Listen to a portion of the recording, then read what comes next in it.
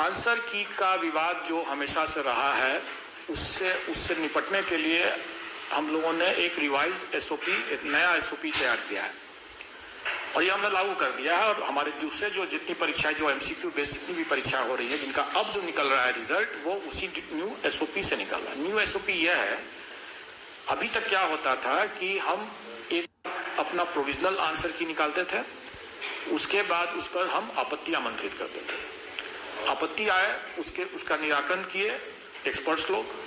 और जो final answer की हुआ वो फाइनल रिजल्ट के साथ साथ फाइनल आंसर की आ गया, निकल गया, प्रकाशित हो गया। तो इसमें क्या कठिनाई ये होती थी कि फाइनल आंसर की में जो परिवर्तन हुआ, प्रोविजनल आंसर की में जो परिवर्तन हुआ फाइनल आंसर की में, तो इसमें रिजल्ट चूंकि निकल गया है, तो इस पर अगर इस फाइनल आंसर की पर अगर किसी को कोई आपत्ति फिर से हो गई, क्योंकि हमने तो चेंज किया प्रोविजनल आंसर की को, वो चेंज सही किया, एक्सपर्ट्स ने किया, सही किया, लेकिन आपत्ति तो आ ही सकती है ना उसके बाद। तो इस आपत्ति का हम लोगों ने मौका नहीं दिया लोगों को देखने का या उसका निराकरण करने का, उनको समझाने का, और रिजल्ट निकल गया।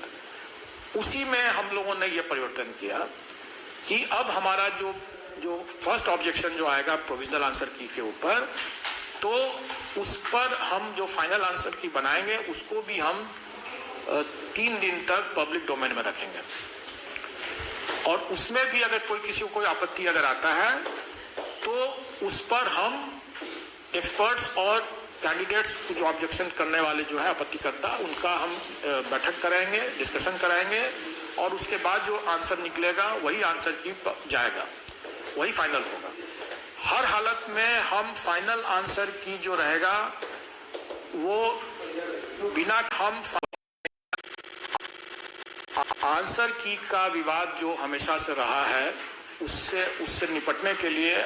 हम लोगों ने एक रिवाइज्ड एसओपी, एक नया एसओपी तैयार किया है और ये हमने लागू कर दिया है। और हमारे दूसरे जो जितनी परीक्षाएं, जो एमसीक्यू बेस्ड जितनी भी परीक्षा हो रही है, जिनका अब जो निकल रहा है रिजल्ट, वो उसी न्यू एसओपी से निकल रहा है। न्यू एसओपी यह है, अभी तक क्या होता था कि हम एक अपना प्रोविजनल आंसर की निकालते थे, उसके बाद उस पर हम आपत्ति आमंत्रित करते थे। आपत्ति आए, उसका निराकरण किए एक्सपर्ट्स लोग, और जो फाइनल आंसर की हुआ वो फाइनल रिजल्ट के साथ साथ फाइनल आंसर की आ गया, निकल गया, प्रकाशित हो गया। तो इसमें क्या कठिनाई ये होती थी कि फाइनल आंसर की में जो परिवर्तन हुआ, प्रोविजनल आंसर की में जो परिवर्तन हुआ फाइनल आंसर की में, तो इसमें रिजल्ट चूंकि निकल गया है, तो इस पर अगर इस फाइनल आंसर की पर अगर किसी को कोई आपत्ति फिर से हो गई, क्योंकि हमने तो चेंज किया प्रोविजनल आंसर की को, वो चेंज सही किया, एक्सपर्ट्स ने किया, सही किया, लेकिन आपत्ति तो आ ही सकती है ना उसके बाद। तो इस आपत्ति का हम लोगों ने मौका नहीं दिया लोगों को देखने का या उसका निराकरण करने का, उनको समझाने का, और रिजल्ट निकल गया। उसी में हम लोगों ने यह परिवर्तन किया कि अब हमारा जो फर्स्ट ऑब्जेक्शन जो आएगा प्रोविजनल आंसर की के ऊपर, तो